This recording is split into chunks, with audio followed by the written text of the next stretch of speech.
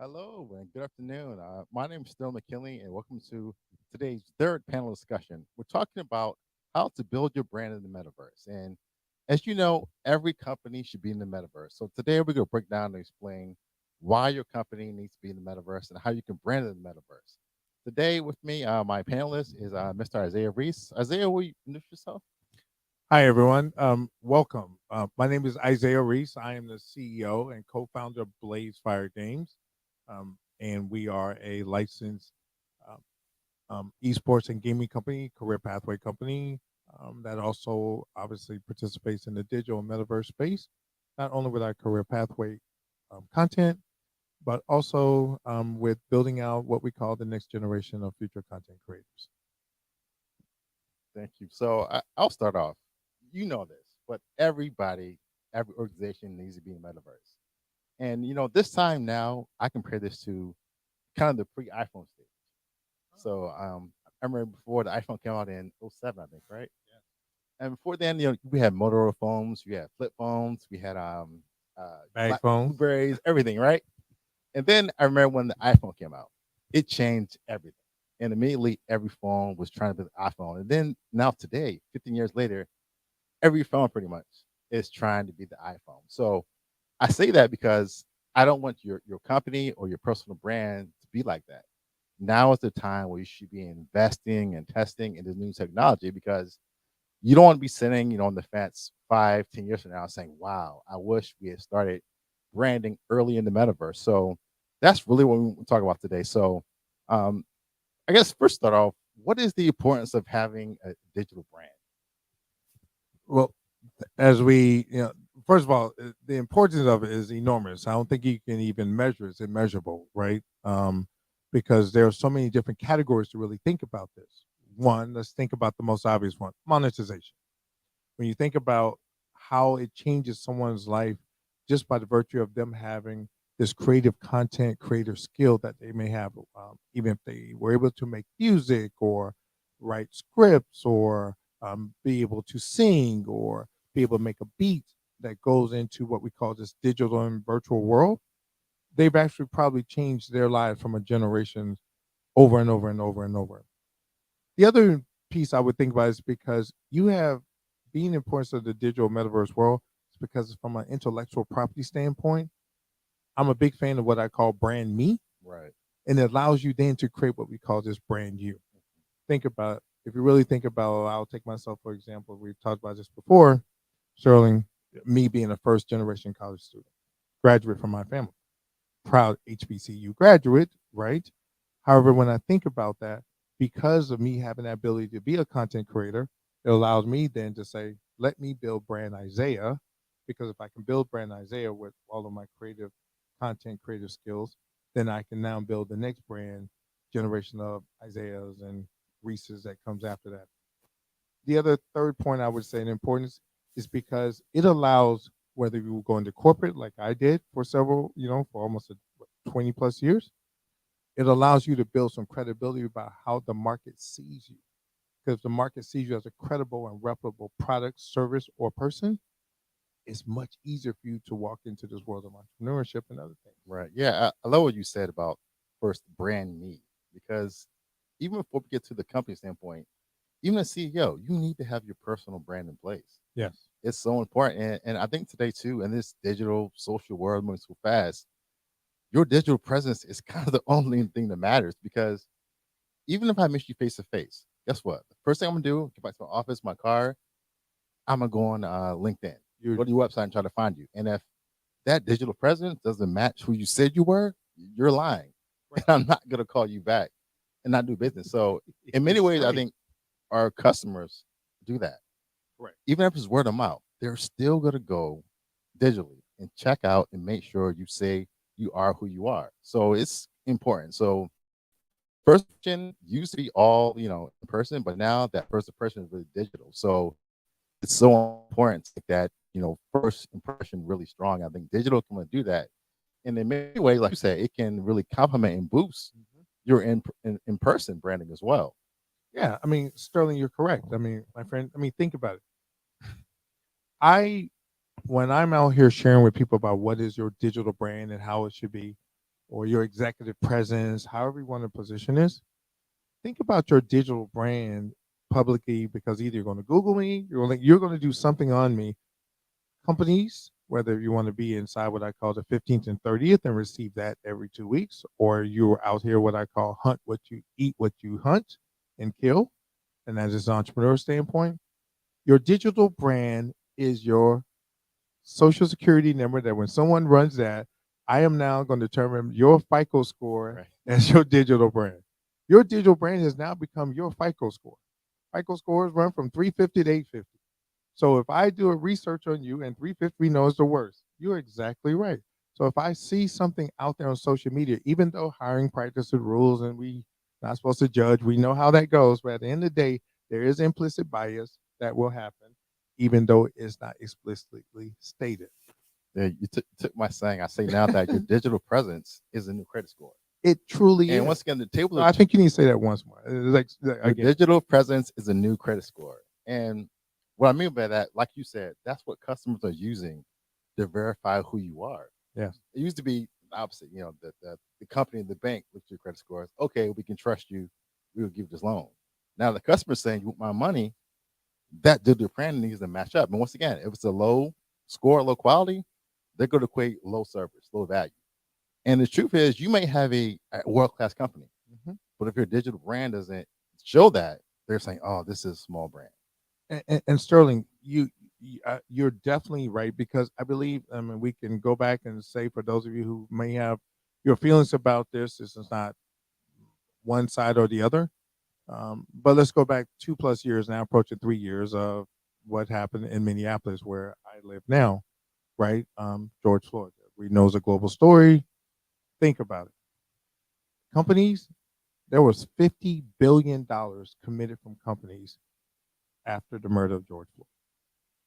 Social impact. So companies then were looking for people who fit what? Their social impact story. They were looking to give monies to organizations that fit that social impact story. So, like, compare that to, if your brand, your digital brand is off, why am I either going to hire you or even do business with you as an entrepreneur if I see that your social impact story doesn't align with what my social impact story is? When we're going to companies asking them for sponsorship, here's what or partnerships. I hate the word sponsorship. I go, no, I want to be your partner. I always tell everyone before we go to anyone, I said we look straight on their philanthropy page, foundation page first. And if we don't align with that, Mhm. then our brand needs to move on.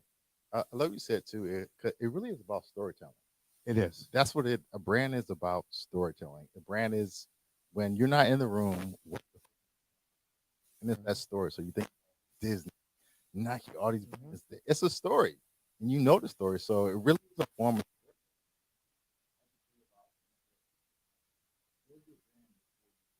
don't Right.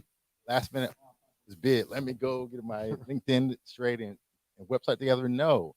Once again, now is the time to build that brand because it's going to be there. And I'll say one thing too. Now in this digital space and social space, people are looking at you every day. You don't even know it. Every second. People are seeing your post on LinkedIn, on Facebook, not posting, but they're looking. And when they need you, they're gonna call you. I get calls all the time for speaking or whatever. I've been watching you for years. I Mhm. never comment on your videos. They were so sharp. I love your suit, all this stuff. I never commented, but now I need you. And so now you are on top of mind of that person. So that's what branding does. You're placing that thought, that story in their mind. And when that time comes, it may not be today, but when that time comes, they're gonna remember you who you are because even on LinkedIn now, you see so many posts, but we're people. For people. I said, And we're who busy. who is that guy? Correct. But today I went to LinkedIn. I saw you picture with um civil rights story. Oh, Attorney Bancroft. Yeah, I saw that. Oh, that's a telling story Right. once Right. again. So 'cause we talk all the time, Isaiah. Right. And you tell Right. me all these stories. Right. You're doing everything. I Right. go online. Let's see. Oh, Isaiah, You tell he's the he's truth. doing it. Exactly. He's really doing it. So once again, telling that story, I think it is so key, and that's what a brand is. It's about telling that story. And so Sterling, and you're correct, because that story that story that I am putting out in the universe, guess what? Sterling then feels more comfortable going to tell my story and sitting me in front of somebody that he respects and go, hey, I have someone I want you to partner with. As I remind people, the best brand story that can be told about your brand is the one where you're not in the room by another person in a good way, because it also can be told in a negative way, in a bad way. And it's not about walking on these eggshells. It's truly about being authentic. Jay Z said it best. Jay Z, there's when he was speaking about 2 years ago, I think at Cornell, he said, "Every time I walk in the room, I don't drop my head. I don't change my voice. I am who I am. I'm never going to change. I'm going to be truly authentic." Authentic then allows us where someone says, if I ever wanted to enter back into corporate America, guess what someone's going to say? I don't have to guess who will write recommendations for me. It, I honestly would have to stop, like cut it off, because then, but that would make me feel good because I know there was a reputable, credible. There was like he said what he's always done what he said he was going to do. He was on time, or he delivered, and that's important. Your brand, you know, we've talked about Sterling. Like I said, it can go north or south very quickly. Right. And I think too, whatever industry vertical you're in, it's saturated. It is. I mean, the only way you can stand out to have that, like you said, the authentic personal story that comes through, because I don't care what you're, a doctor, lawyer, tech, IT, there's so many other players in the market. Having that story is going to be the one thing that helps you stand out. So now let's kind of switch topics. So we kind of define what is, personal branding, digital branding, but my But question, before you switch that, yeah, yeah, you ended. You made a very. I mean, I was sitting with some individuals last night. One, obviously, one I knew, and two I didn't know, and had the pleasure of meeting them last night. Right, and they were talking about how important mentors were to them, even at this point in their storied careers. And for me, I use the word personal board of directors. Say another word, mentors, but I have five, and those five are very, very hard on me. Like I get subject matters, and you have to deliverables, and they're much more storied than me. I've coached some of them, but more importantly, they've coached me. So they're my PBODs. And one of the things I wasn't really good at, now marketing concepts and all that, I could crank those out of my head. I'm like Prince, who has 30 years of music still left in his vault in Paisley Park. I'm that guy who has that much ideas left. And one of my personal board directors said, "Hey, I see what you've been writing on posts. I need you to tighten down on your writing." So I went and paid for the premium advanced side of Grammarly. That was his way of saying, see, you are writing like you're pitching or marketing talk. So what did I do as a continuous learner? Here I am owning an education company. I went and took my own advanced writing course. And then I paid for the advanced Grammarly, right? But I also hired 3 PR people to check my writing right, when I send it out. So if I was sending it out to those executives that I met last night, that email would be checked probably 30 times before it went out. Or before I would have been like, oh, I met him and we're good. No, because as soon as they saw something that was improper in grammar, they would have been like, not talking to him no more. Or I'll talk to him, but I see it something there. So that's what this brand thing about be right. okay with accepting critical feedback. If you're gonna give it, receive it. I think that's a great point. Um, so once again, now branding in the metaverse, and I think we're in this stage now where we're hearing about metaverse, we're hearing about avatars and everything. And it's fun, exciting, it is, but there's a lot of people they don't even have the basics. They don't even have a website. Their LinkedIn profile is terrible. They don't have a headshot. So talk about some of those steps that lead up to actually being in the metaverse, because I think it's more than that. Because when I go online, yeah, I may see you in a metaverse someplace, but there are so many other digital assets that kind of can be used to kind of heighten that digital brand. So talk about that. How can you start if you're really just starting out from ground zero? I'll go back to the point I said brand me. I've listened to a couple of panels, from yesterday and today, and this is no knock on anyone who likes to have fancy digital names, about their brand. I mean, I think that's a positive. Being creative. Again, Alicia Keys said, "I was born to create." So I don't knock that. All of my social media names, Isaiah Reese, Isaiah underscore Reese. My Twitter, Isaiah underscore Reese. Instagram, Isaiah underscore Reese. LinkedIn, Isaiah Reese. Back to brand me before I what you put out in the metaverse world was trying to knock that because here we want to go monetize it, but who do I need to monetize first? Right. And Brand add me. to that, one thing I say too is buy your name as a domain name. So Absolutely. sterlingmckinley.com, I own that. I've done it for 10 plus years now. Own your digital presence. And I always say that that first page of Google, you should dominate that. They should see your LinkedIn profile, your website, your Twitter page, on YouTube. Own that, those digital profile, like you said. Go through every network and make sure you issue your name. Sterling McKinley, Isaiah Reese is there. Um, those are, I think, very important things. Owning your digital brand. Sterling's correct for those who are out, internationally listening to everyone. My first step anytime, even when I'm, buying another domain but just like you said, first place I go to is GoDaddy. I go lock it down. I lock that thing down as fast as I can lock that domain down. Then I make my next call is to my lawyers to make sure that we're about to do, okay, we're going to copyright this trademark. There's just going to be a service mark.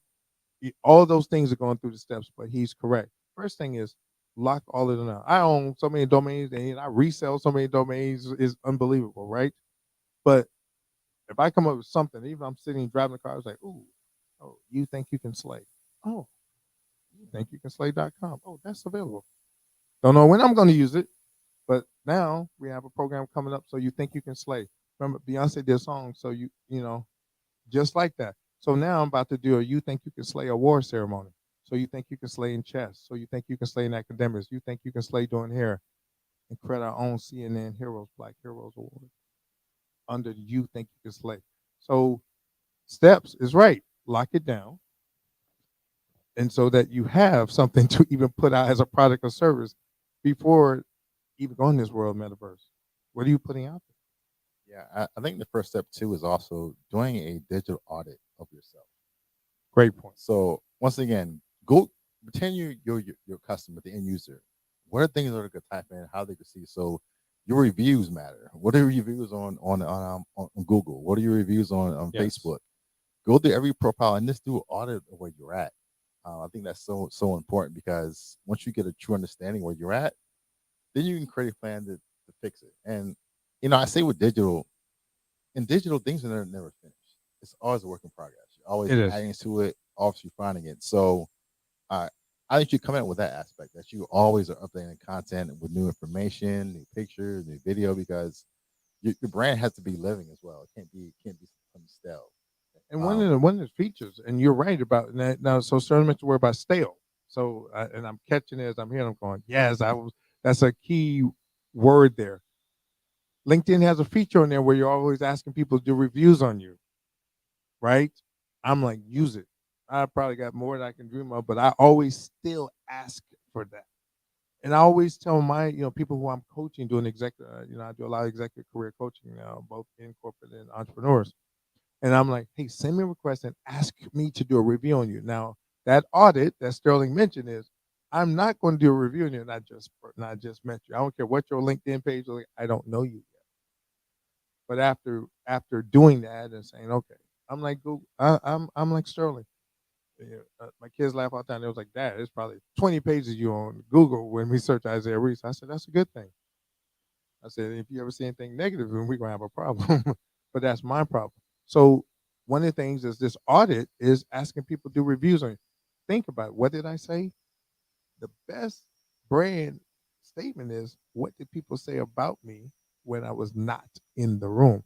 And if you're asking someone to do a review and it takes them 3 weeks to write a review on you, Sterling, I think that's a problem, right? Right? I've been dealing with Sterling enough that he sent me that today. It would take me. I'm going to respond I quick. will. I will. See, I'm asking for it. I got you. Now, with the metaverse, there's so many platforms. There's not one metaverse. There's different metaverses. Like we said, where do they start? What do you think is the best place for them to start their metaverse or their new digital experience? We have to think about what's the most obvious, right? Let's just back it up and we're going to call it out. And we're all nodding here. The first one, everyone's going to say create a Facebook page. If you're an organization or you're a small business or corporations, because at the end of the day, you can say what you want about Meta, they still this algorithm of database of people is still amazing, and it's the easiest thing people going to navigate to, migrate to, right? But as you matriculate even further, we now think about Instagram, we think about Twitter, we think about YouTube, we think about what I call the basic platforms. Right. But here's one I always tell one that you kind of think about. Now we see the word, the worlds of TikTok and Snapchat, and those are most obvious out there. But there's Discord, which is in the gaming world for us.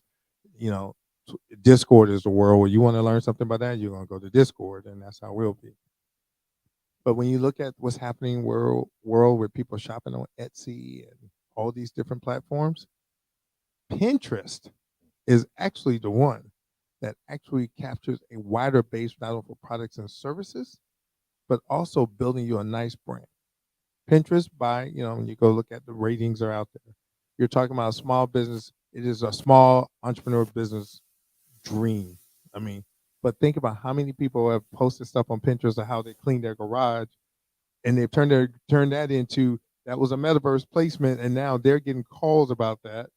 And Right. now they're now saying, "Hey, I'll sell you that picture of how I did that or that process or consult with you." You've now become an e-commerce world. So starting there first, Right.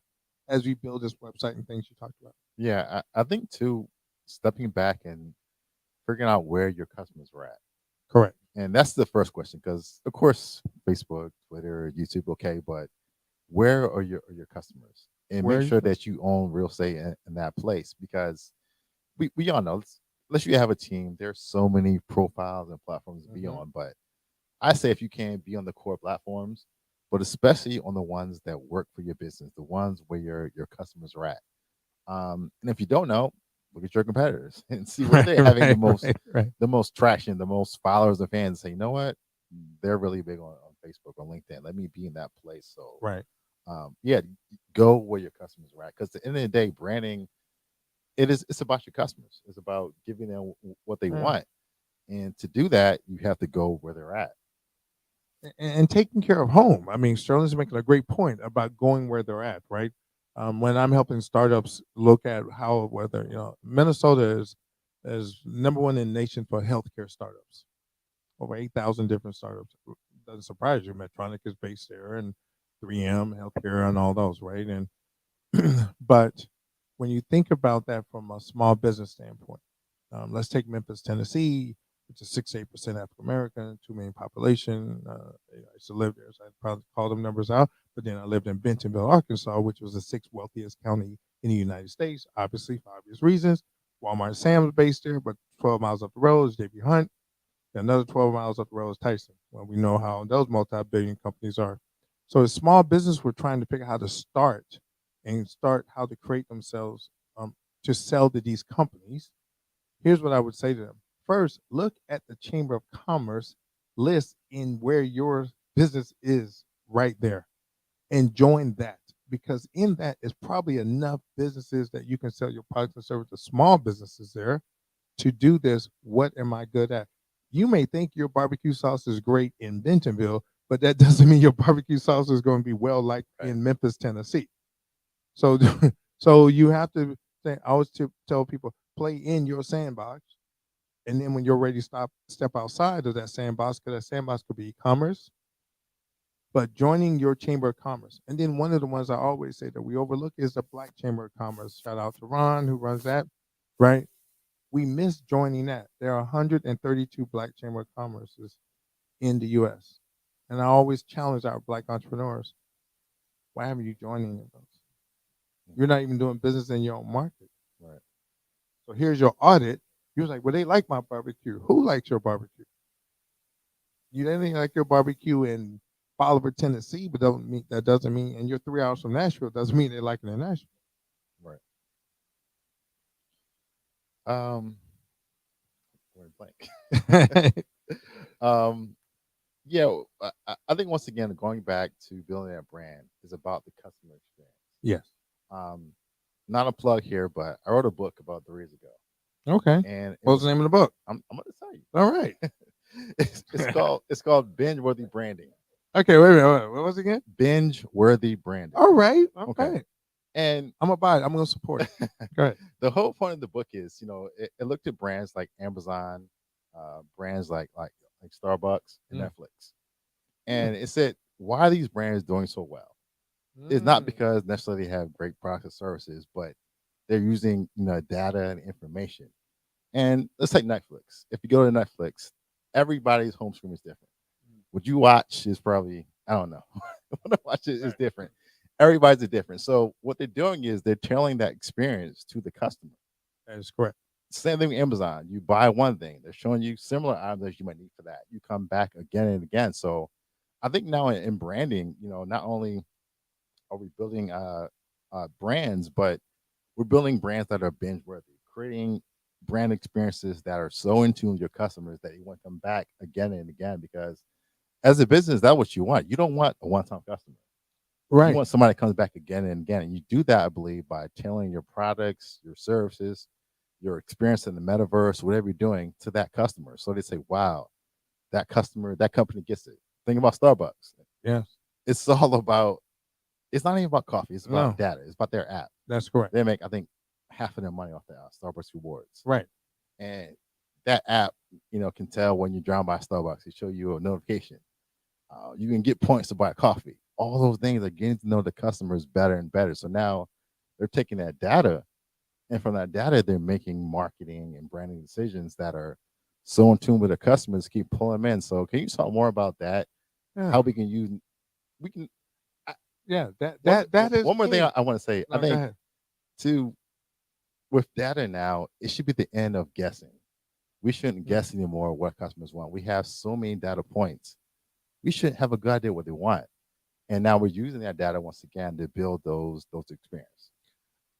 One of my favorite phrases, data is king, right? I mean, we use that Blaze Fire game. Think about we use that Peering Global Institute, my micro credentialing company that we have, global company that when you much like Amazon, we march that. You go to appearingglobalinstitute.com and you look at a course and you take one of our courses. At the bottom, it'll say others, purchaser, recommended other courses. Like we're already influencing your decision. When I worked at Pepsi and my coming out of college, there was a reason why we would put the cold drinks up front in a barrel because when you walked into a gas station, studies showed that that decision, even if you weren't going to purchase a soda, you were more than likely 60% more than likely that you were going to say, "Oh, I think I need a cold soda" because it was on ice in front of you. Yeah. So going back then, I'm not going to date myself, but those time periods right there, right? You're correct, Sterling. That is king. And the world of guessing, I think, is a couple of things out there that could probably be agree and disagree, and arguably how we would look at this. Why? Because when we think about the world of bots that are out there, and that people can go out and buy followers that may not be real followers, Right. then you have to question, did I really like? I don't get impressed too much when I see someone says I got 600,000 followers, and an influencer comes to me and say, "Oh, we want to market. We want to be a Blaze Fire game ambassador in your esports thing." I go, "Well, let me go into your settings and let's look in the back because I want to see what your engagement rate is." Because then I know, was that fake or was that real? Biancas of the world and Sterlings of the world out there, like real purchasers. Because then you know your audience, right? So you're exactly right. One, we have to make sure we define what is real data. Who are real consumers, because at the end of the day, we want what? An audience that will purchase, because at the end of the day, it's an audience acquisition. When we are doing tournaments of Blaze Fire game, and we talked about it with STEM City, we talked about the last several months, all these ways to monetize this piece, right? STEM City Gaming. And I said, okay, in this world, we're gonna have a merch store in there, right? So, and on top of that, there's another utility to say, play, game inside gameplay where you're actually earning points and earning discounts, or your subscription price might be a little bit cheaper, or on one of our events in STEM City, right? That you guys will be having. Oh, Sterling, why don't we connect the STEM City gaming one with the Kansas City world you just built? I didn't know we were talking about. Yeah. That's not what's up. Well, That's yeah, top yeah, secret. yeah. Top secret. Y'all don't know about that yet, but but when we think about but it's still into this metaverse world that we look at. How do I make sure that I'm speaking to the audience of what, as a package, Sterling was talking about this recommended package, influence your purchase decision. Everyone wants to do that. You're right. Think about what you just said about Starbucks. But let's think about Pandora. Let's take it back Spotify, but let's take it Pandora. Pandora, for those of you who have it, like most of us do, right? What do you hear? That commercial that comes on at the bottom of that digital ad. Then all of a sudden you're like, man, I didn't think I needed a Jimmy John sub. But I saw that commercial and I became hungry. It becomes a mind thing. There's a reason why in casinos they keep the air on, air conditioner on to make you stay awake longer. I don't gamble because I have scared money, right? But my point is, and there's always why a reason why the waitresses are just bringing you sodas are always staying with you. It's influence. It's a brand thing. The casino wants to be an experience. What you're talking about, Starbucks says experience. Casinos like, oh, go show our customers experience. Go give them free sodas. Well, you never pay for anything in there, right? It's the experience. So where do companies and small businesses get the opportunity? You're right. How do I package one or two items, because we are still in a world of what's in it for me. I want to know I got a full plate of macaroni and cheese and a full meal for $4.99 instead of you saying, well, I get a two-piece dinner with two sides. No, make it where the plate doesn't enclose. Oh, and by the way, you get a bread package with it. What's in it for me? So, Sterling, I say for you, as you think about all of the branding, and I too wrote a book, From the School of Business to Corporate America. You can find it on Amazon, please. But Sterling, I say to you, I've had a chance to kind of watch you, do the last couple, you know, time periods we've been talking. As you think about how can you talk about the importance again of what I call package branding, putting things together to help people make consumers make this decision, or to help people want to buy again from you over and over. So, your thoughts about what's the importance of Yeah, package branding? I think that's great because we said before it's about having that repeat customer. And I think sometimes we get so enamored with digital, we forget about our real life customers. And like you just said, you can learn so much from those real life customers, and now you can translate some of those learnings into a digital footprint. So some saying that you learn of having a storefront or dealing with your customers in person, those things still hold true even in the digital world. Um, so I think that's very important. What's your question again? I'm like, No, the importance of packaging, right? The oh yeah, yeah, influence, yeah, yeah. Packaging, packaging your products and services more and more to say, exactly. because you want So to expand your market. yeah, it goes back to the old marketing saying, "Don't make me think too much." Oh, I like And you that. think Yeah. about marketing now, the best companies, you don't have to think. I'm telling you what you want. And Right, right. if you think about it, if you survey your customers, look at your past orders, you can know what things people are buying next normally. So instead of waiting, say, okay, this customer just bought from us. In 6 months, he could have want this package. Let's start teasing him with these offers to sign up. So I think things like that make sense. Really defining who are your customers and knowing at what stage you should offer them different upgrades or products or services. I think that makes a lot of sense. Um, and once again, everybody loves the package, and you make them feel like they're winning in a sense.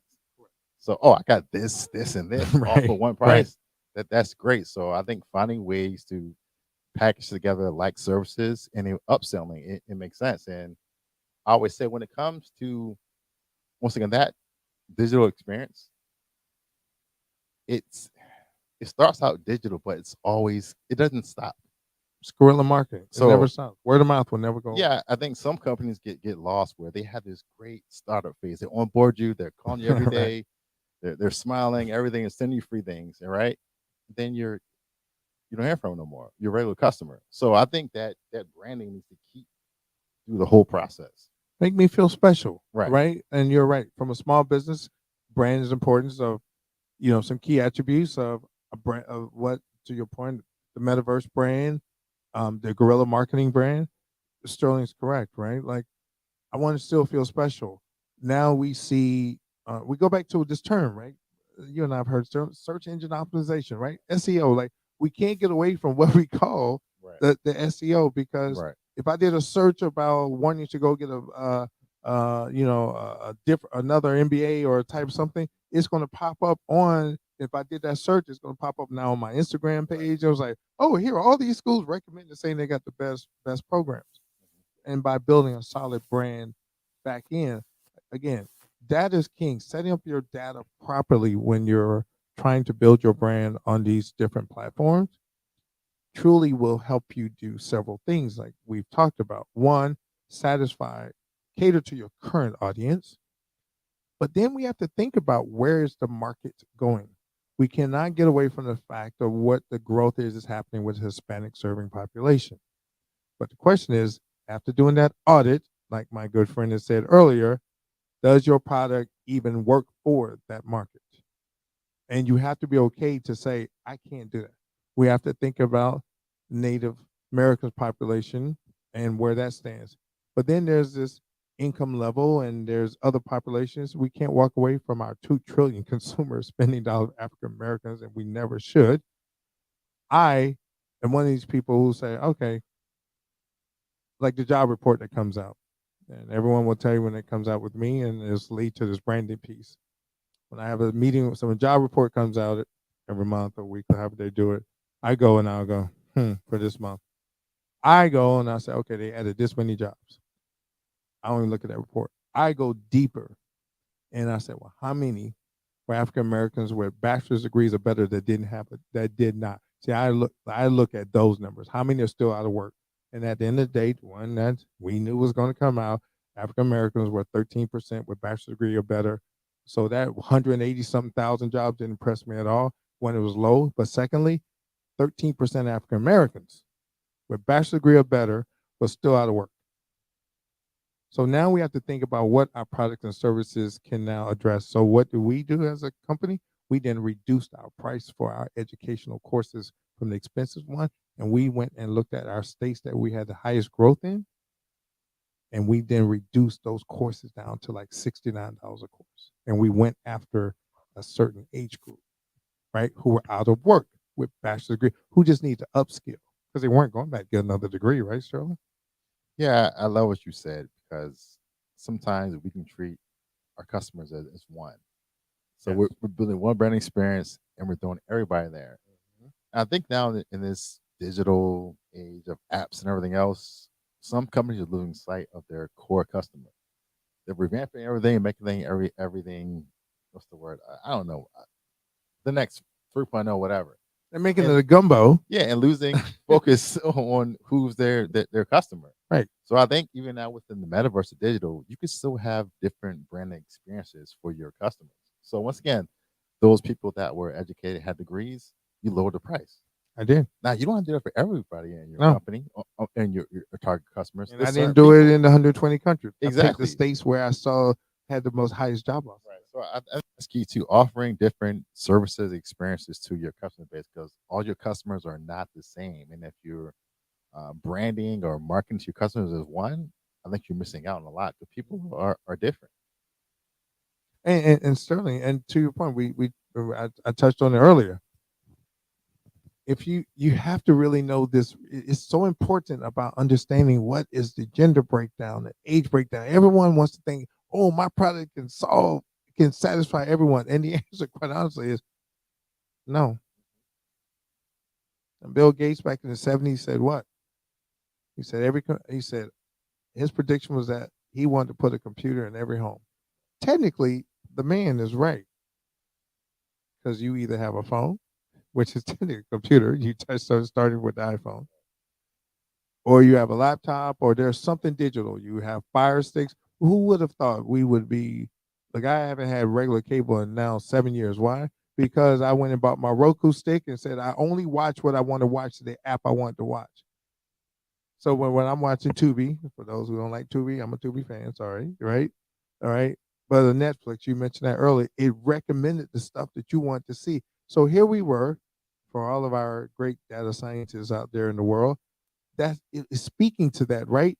That was something that a report pulled up that said, "Ooh, he like watching horror films." So what was recommended after that? Horror films. We now take that with that building that brand experience as entrepreneurs or speaking to corporations with our products and say, I'm going to go back to your words, Sterling, which is powerful.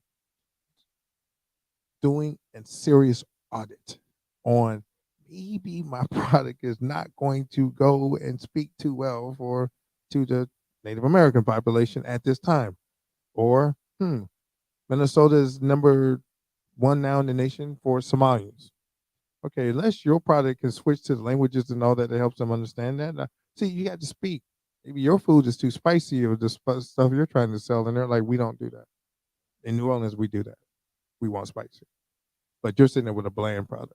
And you're like, but my product is sold everywhere else. This audit. I like that word, audit. That's strong.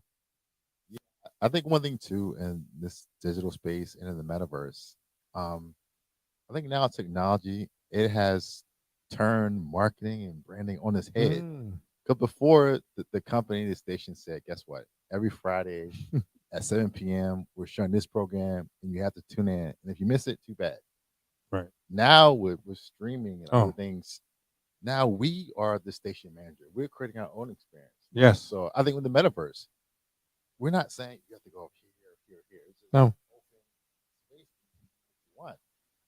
I'm doing the wrong mic, but that's the future where now the user has the power. Because once again, there's so many touch points, so many apps things we can do. It's not about you necessarily setting Right. the um the playlist in a sense. Because Right. think about for YouTube, there's no schedule. No, Yeah, there's playlists, but you set your experience. you do. I'm on YouTube. I start out watching something branding, and I end up watching Sopranos or something. I'm like, Right. how did this happen? Right. Because I'm setting, the tone. So talk about that. How companies can still have their brand, but still leave that room for the customer to feel like they're empowered and they're making that final decision. It's a choice. I mean, what we're doing now, I mean, so the experience is what I use the word is choice. Think about it. Super Bowl ads, which will come up again this year. What was one of the most powerful ads last year? Was actually what? A crypto company that did what? You ran up to that phone and you did what, Sterling? You took your phone and you grabbed that QR code so you could get that $5 to boom, get in. So I made a choice to go up to do that. But technically, I wanted to get into that by saying, so here I was watching this thing bounce, chasing, and then they had people with videos that showed people chasing, trying to get it for the bouncers over. So you're right. We put the power back in our hand of the consumer. The consumers have more power now to decide what I want, how I want it, at what I call choice purchase. I always talk about that with my team. Choice purchase, like consumers have a choice to make with us. When they purchase our product, we should never make them feel like it was a Right. mistake, because we have a word, but we don't use the word mistake. Even in my home, you don't make a mistake when you missed homework. You made a choice to miss homework. So I say we need to have our consumers know that they made a choice and a positive experience, that word experience, about making that, because we don't want it to be a mistake. So when somebody burns dinner, they made a choice. They made a to burn choice to dinner, burn dinner. not You a should have put mistake. the timer on the clock, the baking thing. So, but you're right about now the world is. We can now say I don't like that, because you're right, Sterling. Think about it. Someone can make one tweet bad. Think about, all right. The most thing that just happened was Southwest Airlines. One tweet turned into the experience, and then Right. everyone, all you saw on TV for days, no matter what that CEO said, we will fix this. All people said was, this was a bad experience. I'm not coming back. Right. Now, what they may, but I'm going to probably guess that they did lose, and they won't have no repeat customers. They won't have some customers that they had probably for decades. So think about your brand when you're thinking about it. One tweet can shut your business down. And the problem, and you have to ask yourself, was it worth it? Sam Walton used to say the customer is always right. Right? Well, people still laughed at that, but when you think about it, that probably still stands, where the customer is always right when it comes to a purchase decision.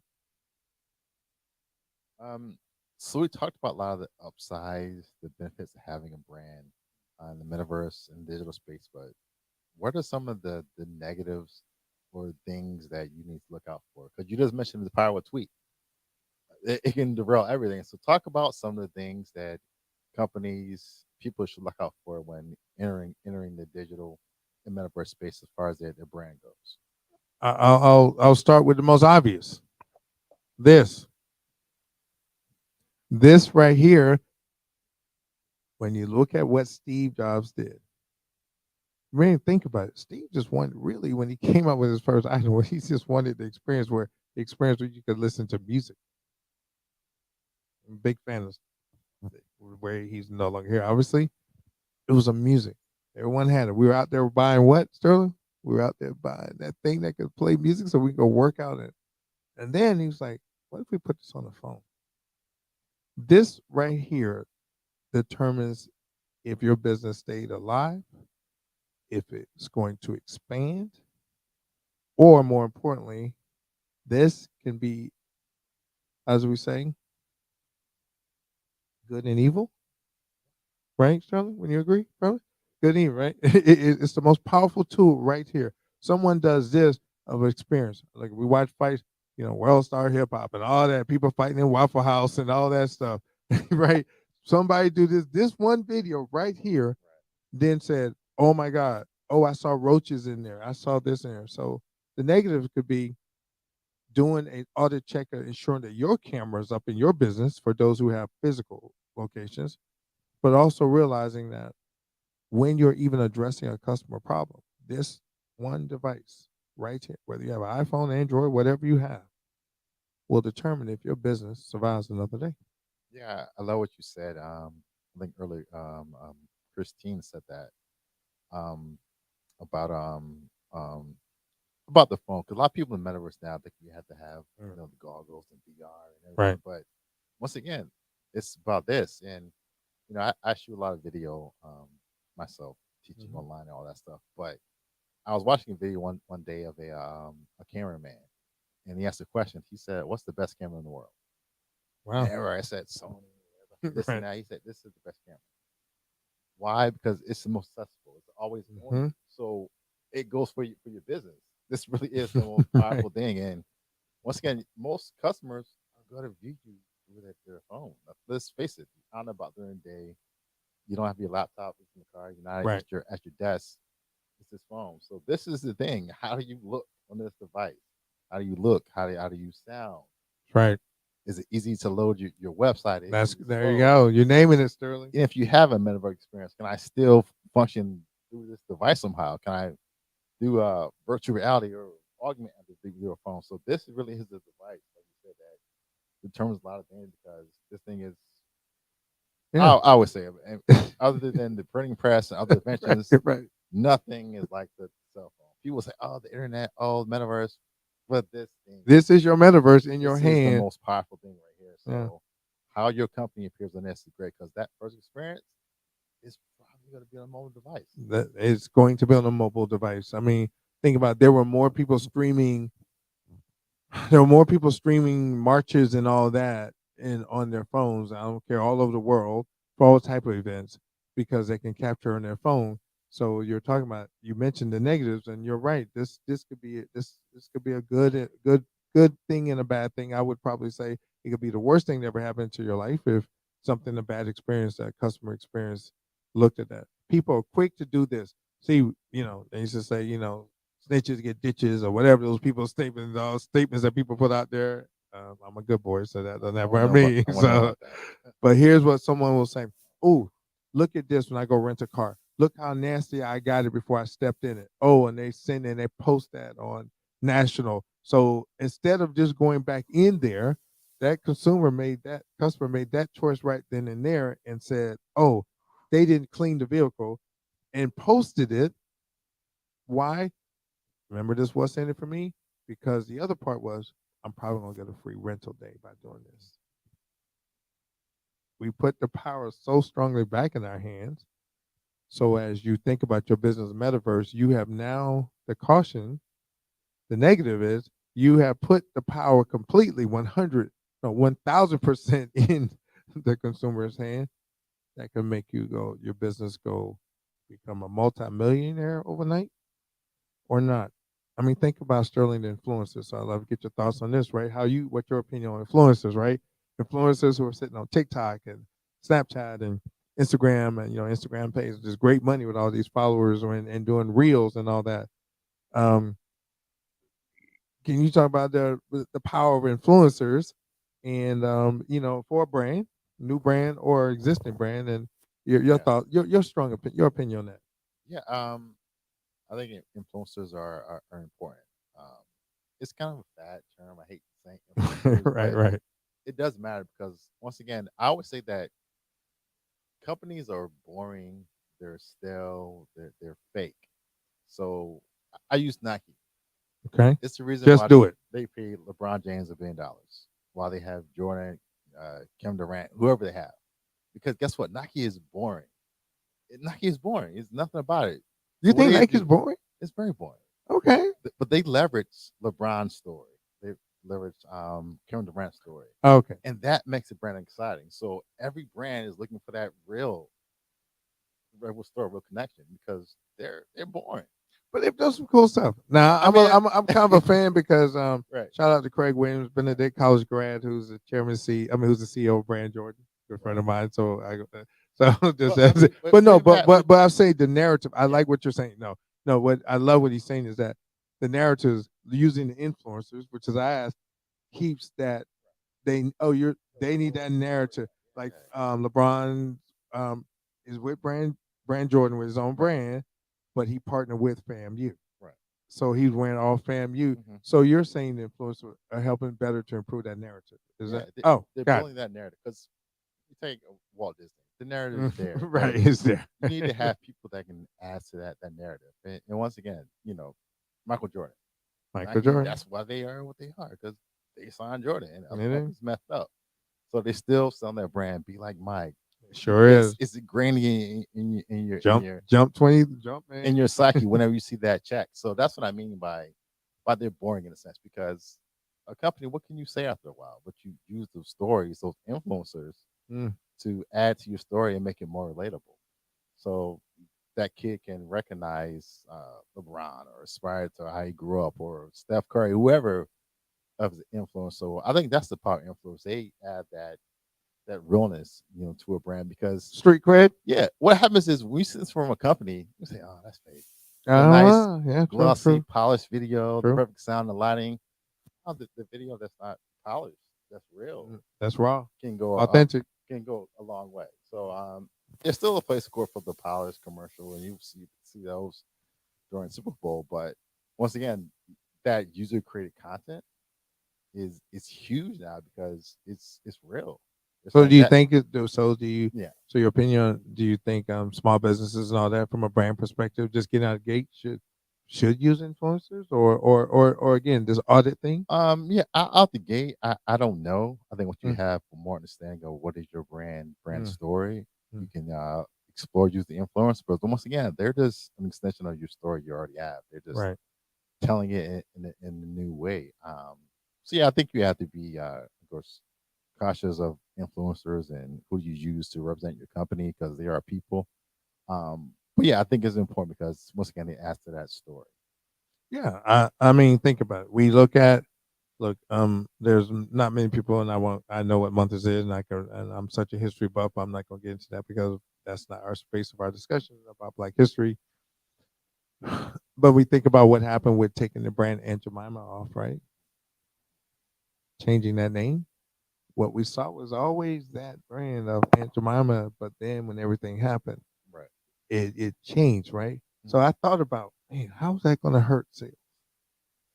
But it was a social impact decision that had to be made because all of a sudden, for decades, we didn't care.